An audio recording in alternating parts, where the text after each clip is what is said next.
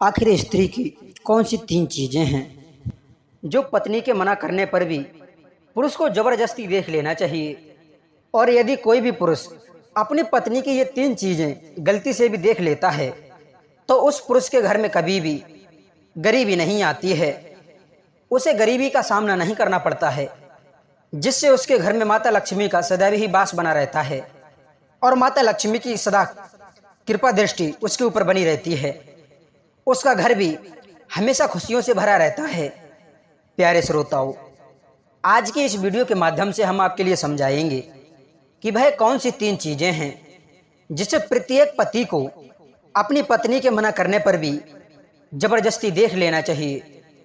तो आइए दर्शक बंधुओं, आपका ज़्यादा समय नष्ट ना करते हुए आज की इस रोचक कहानी के लिए प्रारंभ करते हैं। एक बार की बात है, भगवान ब्रह्मदेव अपने कमल के फूल पर बैठे हुए मुस्कुरा रहे थे और अपने इष्ट का गुणगान कर रहे थे। तभी अचानक से उनके सामने माता सरस्वती आ जाती हैं। तब भगवान ब्रह्मा माता सरस्वती को देखते हैं। तब उस समय पर ब्रह्मा जी ने देखा कि माता सरस्वती अपने मन में कुछ विचार कर रही हैं, कुछ सोच रही हैं और साथ ही साथ बहुत परेशान नजर आ रही हैं। माता सरस्वती को चिंतित देख करके ब्रह्मा जी सरस्वती से कहते हैं, हे देवी सरस्वती, तुम्हें देखकर ऐसा लग रहा है जैसे आप किसी प्रश्न को लेकर के चिंतित हो। हे देवी, हमें ये बताइए कि आप किस बात को लेकर इतनी चिंतित हैं। तुम्हारा जो भी प्रश्न है आप निश्चिंत होकर के मुझे बताइए, हम आपको प्रश्नों के उत्तर अवश्य ही बताएंगे। तब भगवान ब्रह्मा की बात सुनकर के माता सरस्वती उनसे कहती हैं कि हे नाथ, आज मेरे मन में एक विचित्र प्रश्न उठ रहा है और मेरा वह प्रश्न ये है, आखिर स्त्री की वो कौन सी 3 चीजें होती हैं जिसे पत्नी के मना करने पर भी प्रत्येक पुरुष को अपनी पत्नी की वो 3 चीजें जरूर देख लेना चाहिए और उन 3 चीजों को देखने वाला व्यक्ति कभी भी अपने जीवन में गरीब नहीं रहता है। तो भगवान ब्रह्मा माता सरस्वती से कहते हैं, हे देवी सरस्वती, आपके द्वारा किया गया ये प्रश्न वास्तव में बहुत ज्यादा विचित्र है, किंतु तुम्हारा ये प्रश्न समस्त मनुष्यों के लिए बहुत ज्यादा उपयोगी भी है। और आज आपने अपने एक प्रश्न को पूछ करके ऐसा लग रहा है जैसे पूरी ऐसा लग रहा है कि मानो कि पूरी मानव जाति का कल्याण कर दिया है। लेकिन हे देवी, मैं आपको आपके प्रश्न का उत्तर देने से पहले मैं आपको एक बहुत ही महत्वपूर्ण कहानी सुनाना चाहता हूँ, जिस कहानी के लिए आपके लिए शुरू से लेकर अंत तक मन लगा करके सुनना होगा। क्योंकि हे देवी, आपको पता है कि आधा अधूरा ज्ञान किसी भी काम का नहीं होता है और आधा अधूरा जो ज्ञान होता है वो मनुष्यों के लिए घातक साबित होता है। उसके बाद में माता सरस्वती ब्रह्मा जी से कहती हैं कि हे नाथ, आज मैं आपके लिए विश्वास दिलाती हूँ, आपके द्वारा बताई गई इस कथा को मैं शुरू से लेकर अंत तक बड़े ध्यानपूर्वक और मन लगाकर सुनूंगी और इस कथा को सुनने के बाद में पूरे ब्रह्मांड में इसका प्रसारण करूंगी।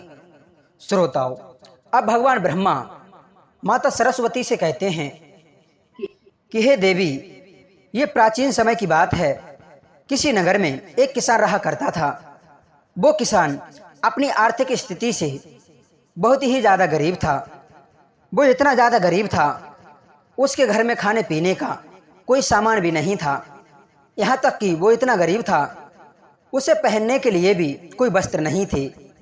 वो बेचारा गरीबी के कारण एक ही वस्त्र के लिए पहने रहता था और वो बेचारा किसान अपनी पत्नी से बहुत ही ज़्यादा प्रेम किया करता था।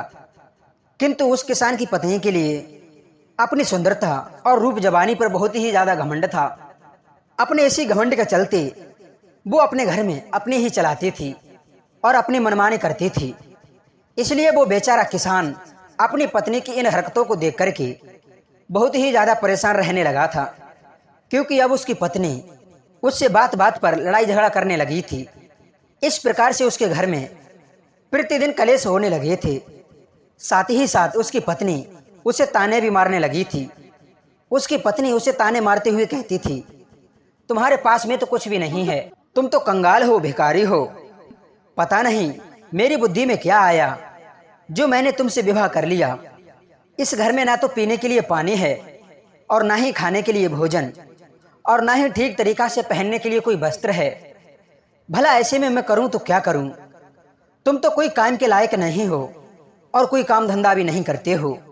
श्रोताओं, अपनी पत्नी के मुख से इन बातों को सुनकर के उस किसान को बहुत ही ज्यादा दुख होता था, बुरा लगता था, परंतु उस किसान को बेचारे को समझ में नहीं आ रहा था आखिर उसके साथ में गरीबी आने के बावजूद भी ऐसा क्यों हो रहा है। इसीलिए वो किसान बेचारा मन में बड़ा ही हताश निराश रहने लगा था। इसी चिंता की वजह से किसान का मन जो था किसी भी कार्य में नहीं लग रहा था। अब तो धीरे धीरे करके उस बेचारे के दिन इतने खराब आ गए, अब तो उसे और भी ज्यादा गरीबी का सामना करना पड़ रहा था। इसलिए किसान के लिए अपने सभी खेतों के लिए बेचना पड़ गया, परंतु खेती बेचने के बावजूद भी किसान की गरीबी में कोई भी सुधार नहीं आ रहा था, जिसके कारण वो किसान बहुत ही ज्यादा परेशान रहने लगा था। श्रोताओं, एक दिन की बात है, वो किसान बेचारा अपने किसी कार्य की वजह से बाहर जा रहा था। तभी अचानक से उसने देखा कि एक महात्मा जी अपनी कुटिया के सामने बैठे हुए भगवान के गुणगान में लीन बैठे हैं। तब वहीं पर खड़े होकर के वो किसान अपने मन में कुछ सोच विचार करने लगता है। भगवान ब्रह्मा समझाते हैं कि हे देवी सरस्वती, वो किसान अपने मन में सोच रहा था उन महात्मा जी को देख करके कि ये महात्मा तो मुझे कोई दिव्य मालूम पड़ते हैं, क्यों ना मैं इन महात्मा जी के पास में चल करके देखूं, हो सकता है कि ये महात्मा जी मेरी इस परेशानी से छुटकारा दिलवा दें। इतना सोच करके वो किसान उन सन्यासी महात्मा जी के पास में पहुंच जाता है और अपने दोनों हाथों को जोड़ करके बहुत जोर से विलाप करने लगता है। तब उस किसान का रोना धोना देख करके कुछ देर के बाद में अपनी आंखों के लिए खोलते हैं। तब सन्यासी जी देखते हैं कि उनके सामने एक युवक बैठा हुआ है जो अपने मन में बड़ी ही चिंता लिए हुए है, जो बहुत जोर जोर से रो रहा है। उसके बाद में वो महात्मा जी उस किसान से कहते हैं कि हे पुत्र, तुम कौन हो और कहाँ से आए हो और इस तरीका से तुम क्यों रो रहे हो? तब उन सन्यासी महात्मा जी की बात सुन करके वो किसान हाथ जोड़ करके महात्मा जी से कहता है कि हे भगवान, मैं इस नगर का एक गरीब किसान हूँ और मैं अपनी गरीबी के चलते विलाप कर रहा हूँ, क्योंकि मेरी पत्नी मुझसे दिन रात सुबह शाम लड़ाई झगड़ा करती रहती है और वो मुझे ताने मारती रहती है कि तुम्हारे पास में क्या है, तुम तो भिखारी हो, कंगाल हो, इस घर में खाने पीने और पहनने के लिए कुछ भी नहीं है। पता नहीं मेरे दिमाग में क्या आया था जो मैंने ऐसी व्यक्ति के साथ में विवाह कर लिया है। मेरी पत्नी भी प्रतिदिन इन तानों के लिए मारती रहती है, लेकिन हे मुनिवर, मैं बहुत ही ज्यादा मेहनत करता हूँ, फिर भी मैं इतनी मेहनत मजदूरी करने के बावजूद भी थोड़ा सा ही धन कमा पाता हूँ, जिससे मैं अपने परिवार का पालन पोषण करता हूँ। तब वो किसान आगे कहता है, हे मुनिवर, आप मेरे लिए वो उपाय बताएं जिस उपाय को करने के बाद में मेरी पत्नी कभी भी मुझसे झगड़ा ना करे और मैं बहुत जल्दी ही धनवान बन जाऊं। उस किसान की बात सुनकर के वो महात्मा जी उनसे कहते हैं, हे पुत्र, पहले तो तुम रोना धोना बंद करो। आज मैं तुम्हारे लिए ऐसी 3 चीजों के बारे में बताने वाला हूं जो प्रत्येक पुरुष के लिए अपनी पत्नी की जबरदस्ती ही देखना चाहिए। यदि कोई भी पुरुष अपनी पत्नी की इन 3 चीजों को धोखे से भी देख लेता है, पत्नी के ना दिखाने पर भी, तो उस व्यक्ति को धनवान बनने से, करोड़पति बनने से ईश्वर भी नहीं रोक सकता है।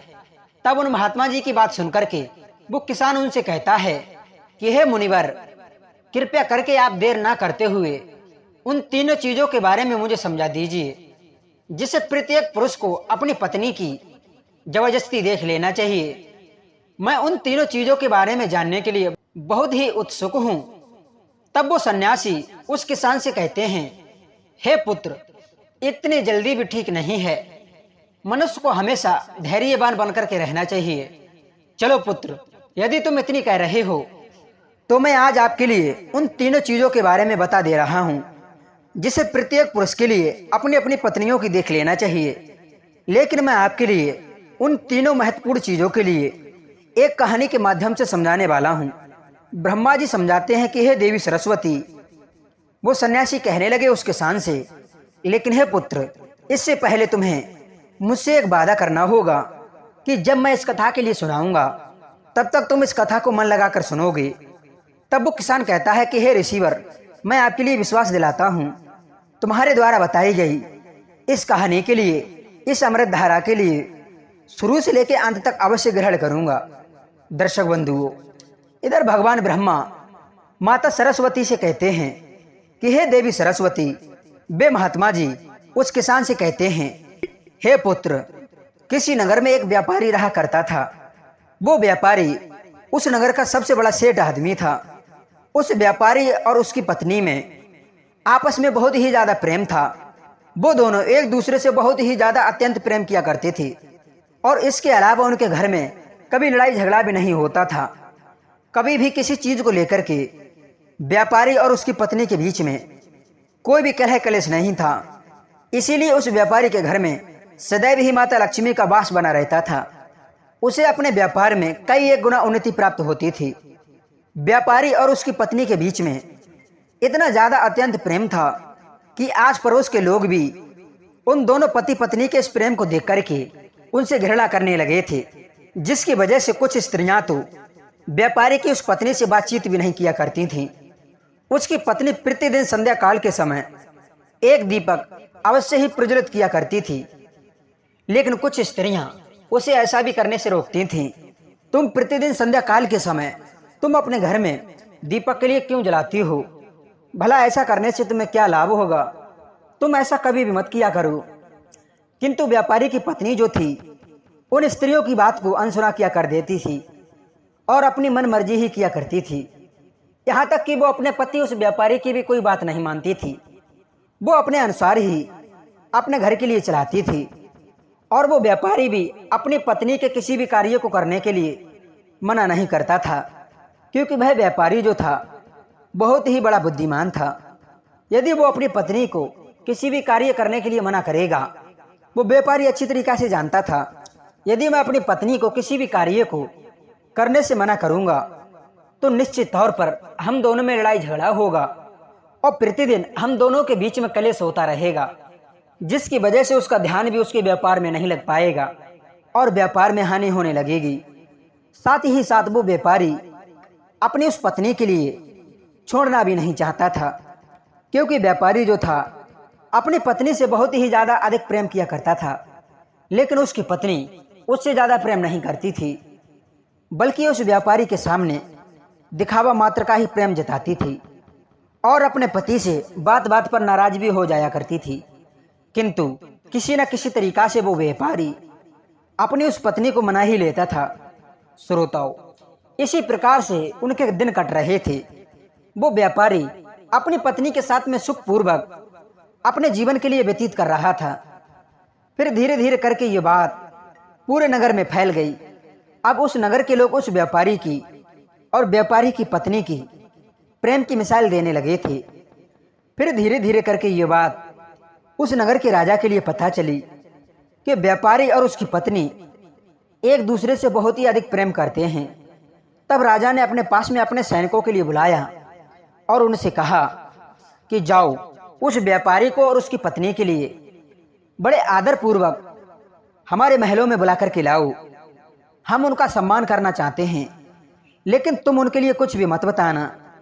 प्यारे श्रोताओं, इधर भगवान ब्रह्मदेव माता सरस्वती से कहते हैं, हे देवी सरस्वती, अब तो राजा की आज्ञा को पाकर के उसके वो सैनिक उस व्यापारी के घर पे जाते हैं और उसके दरवाज़ा खटखटाने लगते हैं। फिर कुछ देर के बाद में वो व्यापारी अपने घर का दरवाज़ा खोलता है और बाहर निकल करके आता है, तो वह देखता है कि उसके द्वार पर राजा के सैनिक खड़े हुए हैं। तब वह व्यापारी उन सैनिकों से कहता है, भला आज आप लोग हमारे घर पे क्यों आए हैं? फिर वो सैनिक उस व्यापारी से कहते हैं कि चलिए, आपको राजा साहब ने अपने महलों में बुलाया है। फिर राजा के वो सैनिक व्यापारी और व्यापारी की पत्नी के लिए राजमहल में ले आते हैं। वो राजा भी व्यापारी और उसकी पत्नी का अच्छी तरीक़ा से अतिथि सत्कार करते हैं। उसके बाद में उन्हें थोड़ा सा धन दे देते हैं, जिसको पाकर के वह व्यापारी और उसकी पत्नी बड़े ही प्रसन्न हो जाते हैं और प्रसन्नता पूर्वक अपने घर को वापस लौट करके चले जाते हैं। उसके बाद में उस नगर का राजा पूरे नगर में ये ऐलान कर देता है, आज रात्रि में सभी प्रत्येक घर में व्यापारी की पत्नी और व्यापारी के बीच में इतना प्रेम होने के कारण सभी लोग अपने अपने घर पर एक दीपक जलाएं, जिससे कि उस व्यापारी और उसकी पत्नी के बीच के प्रेम की सराहना हो। श्रोताओं, अब तो राजा साहब की आज्ञा सुनकर के उस नगर के सभी घरों के बीच में दीपक प्रज्वलित किए जाते हैं, किंतु उस नगर के सभी घरों के दीपक कुछ देर बाद बुझ जाते हैं।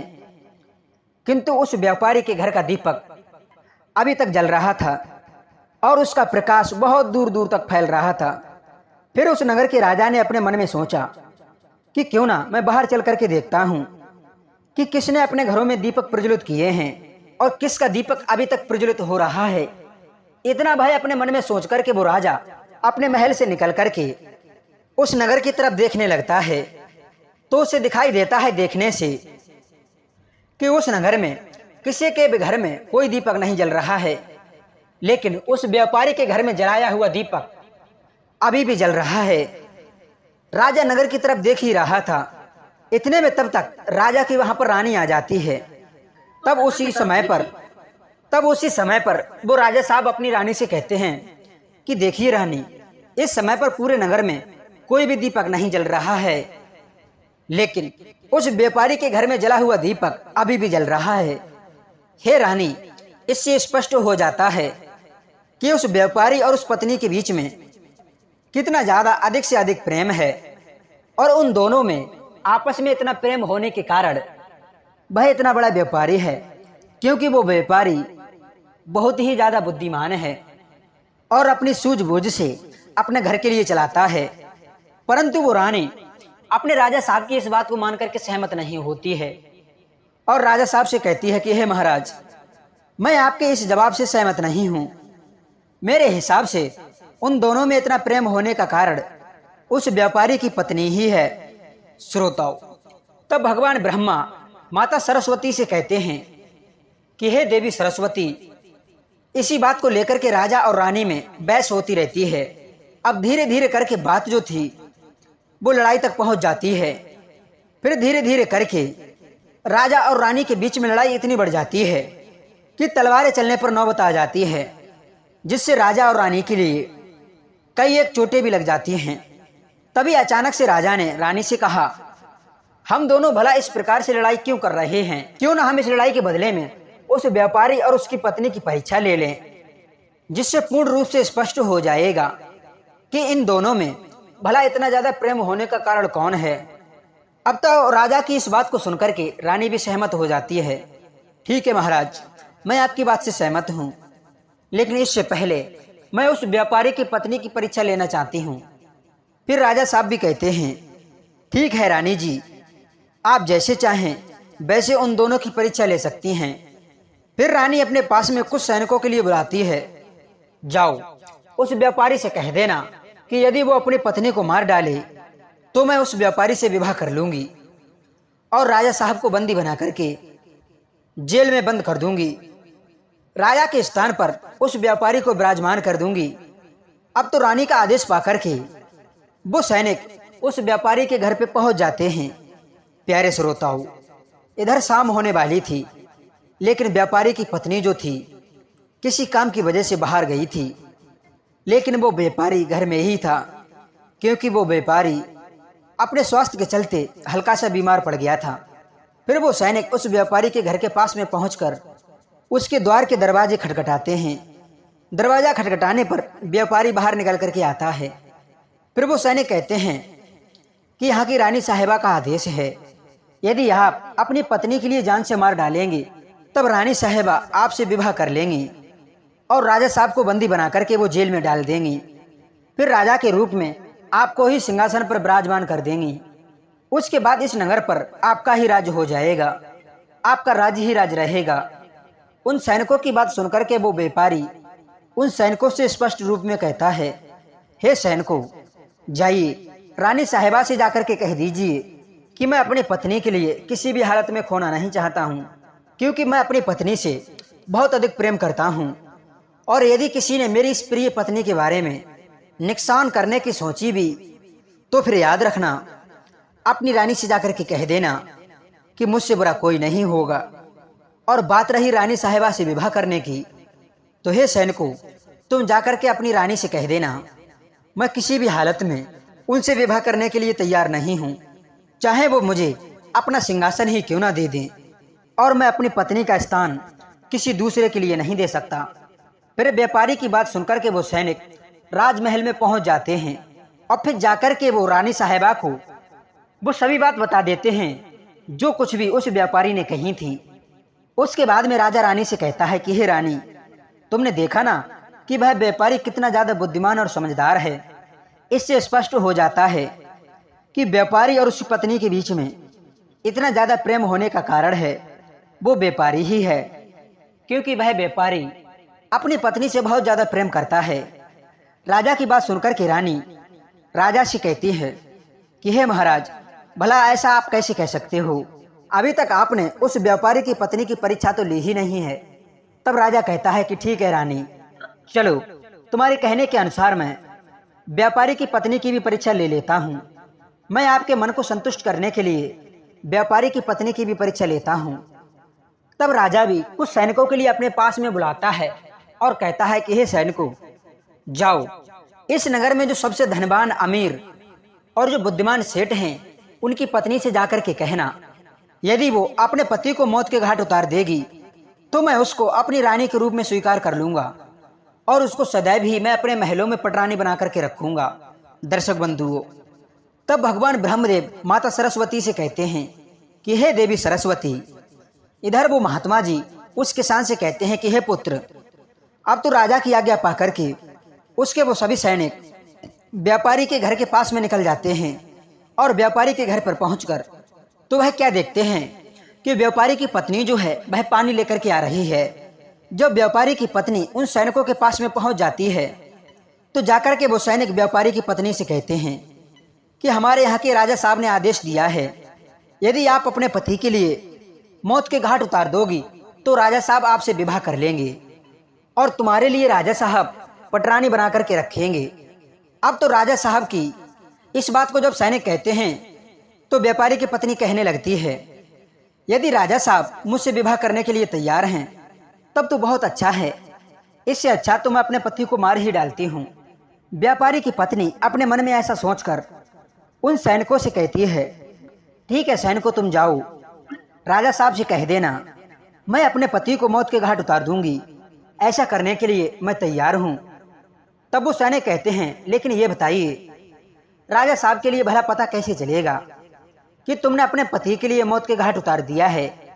फिर व्यापारी की पत्नी उन सैनिकों से कहती है, संध्या काल के समय में जिस दीपक को मैं प्रतिदिन जलाती हूँ उसकी थोड़ी देर के बाद मैं अपने पति को मौत के घाट उतार दूंगी और उसके बाद में उस दीपक को बुझा करके मैं राजा साहब को ये इशारा दे दूंगी कि मैंने अपने पति को मार दिया है। इतनी बात सुनने के बाद में वो सैनिक वहां से चल देते हैं और राजा साहब के पास पहुंच जाते हैं और राजमहल में पहुंच करके राजा साहब से कहते हैं कि हे महाराज, व्यापारी की वही पत्नी अपने पति व्यापारी को जान से मारने के लिए तैयार हो गई है, आपकी शर्त उसने मंजूर कर ली है। जब ये बात रानी ने सुनी तो इस बात को जानने के बाद में रानी को स्त्री जाति से नफरत होने लगी। फिर राजा ने रानी से कहा कि हे रानी साहिबा, ये समय ज़्यादा सोच विचार करने का नहीं है, हमें उस व्यापारी की जान बचाने के बारे में सोचना चाहिए, क्योंकि उसकी पत्नी जो है बड़ी ही उल्टा और निर्दयी है। वह निश्चित तौर पर अपने पति व्यापारी को मौत के घाट उतार देगी। हे रानी, आज हम दोनों की वजह से उस व्यापारी बेचारे के प्राण संकट में हैं। फिर राजा साहब तुरंत ही अपने सैनिकों से कहते हैं कि जाओ, जाकर के उस व्यापारी की पत्नी से कह देना कि वह व्यापारी के लिए ना मारे। तब राजा का आदेश पाकर के वो सैनिक दौड़ते हुए उस व्यापारी के घर पे पहुंच जाते हैं। तो वो सैनिक जाकर के देखते हैं कि व्यापारी की पत्नी ने उस व्यापारी को दिन में ही मौत के घाट उतार दिया है। तब वो सैनिक व्यापारी की पत्नी को डांटते हुए कहते हैं कि तुम अपने पति व्यापारी के लिए शाम के समय में मौत के घाट उतारोगी, लेकिन ये बताइए तुमने अपने पति व्यापारी को भला दिन में क्यों मार डाला? तब राजा के सैनिकों की बात सुनकर के उस व्यापारी की पत्नी उन सैनिकों से कहती है, मुझे तो अपने पति के लिए मारना ही था और मैं तो उस दुष्ट के लिए बहुत पहले ही मारना चाहती थी। मेरे घर के आसपास कोई गांजा भांग नहीं है, वरना मैं इसको गांजा भांग पिला कर ही मार डालती। मैं तो सही अवसर की तलाश में थी, मुझे कोई अवसर नहीं मिल रहा था जिससे मैं इसको मौत के घाट उतार सकती थी। इसीलिए मैंने सोचा यही सही मौका है। सोते समय पर मैंने अपने पति को मौत के घाट उतार दिया। और रही बात दीपक की, तो मैं शाम होते ही इस दीपक को बुझा दूंगी। वो व्यापारी की पत्नी आगे कहती है, तो सैन को मैंने अपने पति व्यापारी को मौत के घाट उतार दिया है। क्या राजा साहब मुझे अपनी रानी बनाने के लिए तैयार हैं? कि ये बात तो आप स्वयं चल कर के महाराज से ही पूछिए। फिर व्यापारी की पत्नी और वो सैनिक राजमहल में पहुंच जाते हैं। जाकर के सैनिक राजा के लिए सारी बात बता देते हैं, जिसे सुनने के बाद में राजा साहब बहुत ज़्यादा क्रोध में आ जाते हैं और व्यापारी की पत्नी को बंदी बना करके जेल में डलवा देते हैं। प्यारे श्रोताओं, भगवान ब्रह्मदेव जी माता सरस्वती से कहते हैं कि हे देवी। वे महात्मा जी उसके शान से कहते हैं, हे पुत्र, चलो अब मैं तुम्हारे लिए उन तीनों चीज़ों के बारे में बता देता हूँ जिसे प्रत्येक पुरुष को अपनी पत्नी की अवश्य ही देखना चाहिए और जिसे देखने के बाद में कभी भी उसके घर में कलेश नहीं होता है।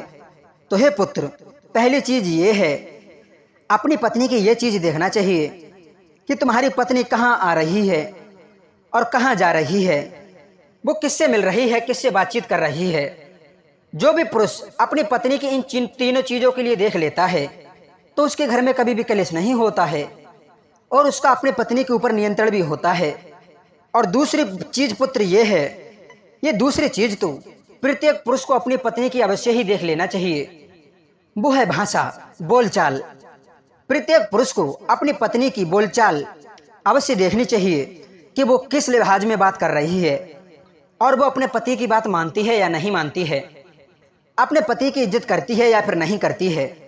इस चीज़ को भी प्रत्येक पुरुष को अपनी पत्नी की अवश्य देख लेना चाहिए। और तीसरी चीज़ है, प्रत्येक पुरुष को अपनी पत्नी के चाल चलन अवश्य देखना चाहिए। जो भी पुरुष अपनी पत्नी के चाल चलन, हाव भाव को देखता है और अपनी पत्नी के लिए नियंत्रण में रखता है तो उस घर में कभी भी कलेश नहीं होते हैं। लेकिन वहीं पर जो स्त्रियां अपने परिवार के लिए, अपने घर के लिए अपनी मनमानी पर चलाती हैं और साथ ही साथ अपने पति की बातों को नहीं मानती हैं, अपने पति का अपमान करती हैं, तब उसका भी हाल उस व्यापारी की भांति हो जाता है।